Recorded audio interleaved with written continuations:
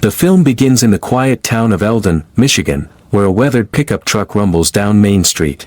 At the wheel is Harold "Hal" Dalton, a man in his mid-60s who spent his life working factory floors. His wife, Ruth, sits beside him knitting. They aren't running errands, they're headed to buy lottery tickets. Not out of superstition, but because Hal believes he's found a way to beat the system with math. Before their plan unfolds, the story rewinds to show where it began. Each morning Hal woke with the fear that today would be his last day at the cereal factory. He managed a department there since he was a teenager, and the routine was as much a part of him as breathing. At a board meeting, he reminded the executives that despite his age he could still manage a line. They smiled politely, thanked him for decades of service, and told him to enjoy his golden years. What they didn't say was that his conveyor line had already been shut down. That afternoon Hal was retired against his will after 42 years. That evening his children gathered for a family dinner. To cheer him up they gave him a gift, a small fishing boat with a bright ribbon tied to its motor. They told him he deserved to relax after a lifetime of work. Hal smiled, thanked them, and later stared at the boat alone in the driveway. The loss of purpose outweighed the shine of the gift. A month passed and the boat sat unused. One morning Hal drove it to the lake, determined to try. But he forgot to set the handbrake, and the truck slid into the shallows. He yanked it back onto land, but the motor cracked in the process. Embarrassed, he drove straight to a cafe. Over coffee he overheard the cashier describing the state lottery's roll-down system. When jackpots hit 2 million with no 6-number winner, the prize rolled down to those with 3 or 4. Hal pulled a napkin closer and scribbled figures. With enough tickets, the payout could surpass the cost. A loophole. Hal told his friend Sam Miller, a retired accountant. Sam scoffed. If it were real, someone would have drained it years ago. Hal couldn't shake it. Quietly, without Ruth knowing, he withdrew $2,000 and bought 2,000 tickets. That night, with the TV low, he copied the draw numbers while Ruth bustled in the kitchen. When she entered the room he quickly switched to a ball game. Alone again, he returned to the results. The next day, at the cafe, he sifted through the tickets. A total loss. The failure consumed him. At a card game with friends he zoned out and declared the wrong hand. Later on the porch Ruth mused about luck, how it shows up uninvited. Her words struck him. He realized he hadn't bought enough tickets to drown out chance. The following morning Hal withdrew $8,000, every dollar of their savings, and bought more tickets. His pulse raced, reckless but certain. When the results came, he locked himself in the pantry, checking numbers until his hands shook. He'd won $15,000, nearly double. He stuffed the bills into a popcorn tin, hiding it on a shelf. His secret nearly came undone when his granddaughter reached for popcorn. Later Ruth teased him about his pantry trips until he blurted it out, "I've been playing the lottery." Ruth surprised him with laughter. "So that's your secret? Better than crossword puzzles." For the first time in years, they shared a new spark of adventure. They planned to reinvest the $15,000, only to discover the game had ended in Michigan. To play, they'd have to cross into Massachusetts. They stopped by Sam's house.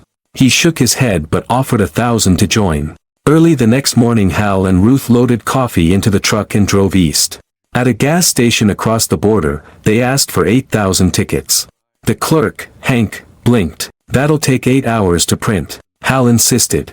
Hank led him behind the counter, and Hal ran the printer like a factory line. For the first time since losing his job, he felt capable again. That night in a motel, Hal and Ruth sorted stacks under the flicker of a TV.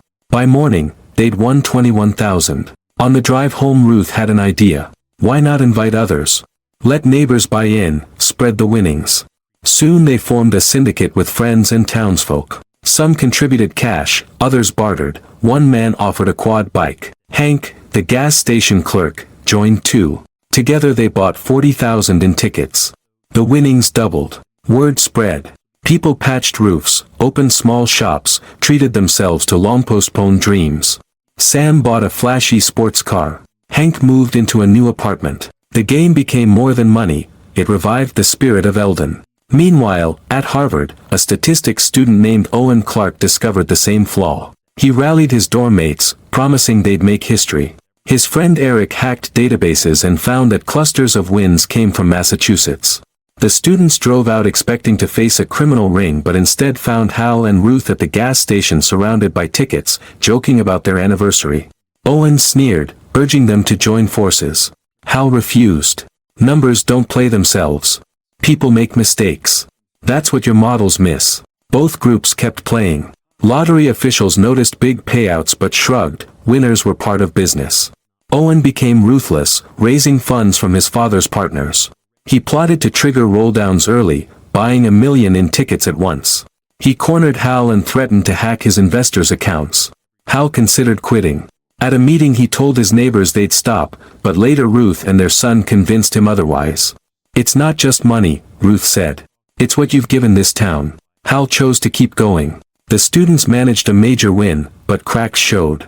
Eric accused Owen of hoarding credit. Other students walked away. Meanwhile, Hal realized the lottery didn't care.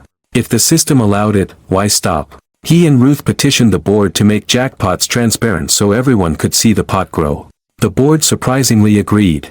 Owen's edge evaporated. When he tried to rally his group to hack the site, his dorm was empty. A journalist named Claire Bennett from the Boston Globe came to Eldon expecting to uncover fraud. Instead she found Hal in his garage, boxes of tickets stacked high. He explained with quiet pride that he and Ruth spent nights checking numbers together. "It makes us happy," he said. Claire wrote not of criminals but of a town lifted by the winnings, while Owen was exposed in her article. His father arrived furious and pulled him out of school. Soon after, the Lottery Commission announced the end of the windfall game. Ticket machines were removed from stores. On their anniversary, Hal and Ruth arrived at Hank's station to find their machine wheeled away. Their era was over. That night Eldon held a festival funded by the syndicate's winnings. Music and laughter filled the air. Residents revealed they had driven across the state to buy every last ticket before the machines disappeared, pooling the final pot for the town. As fireworks lit the sky, Hal and Ruth slipped away hand in hand. They sorted through one last box of tickets together, laughing at mistakes, savoring the ritual. The closing montage showed the town renewed, shops reopened, children in classrooms, a community center built. Hank built himself a man cave. Sam polished his car. Hal and Ruth sat on their porch with coffee, content. A final note revealed that over their run, the Daltons and their community won more than $27 million, most of it reinvested into Eldon. Their story was based on true events.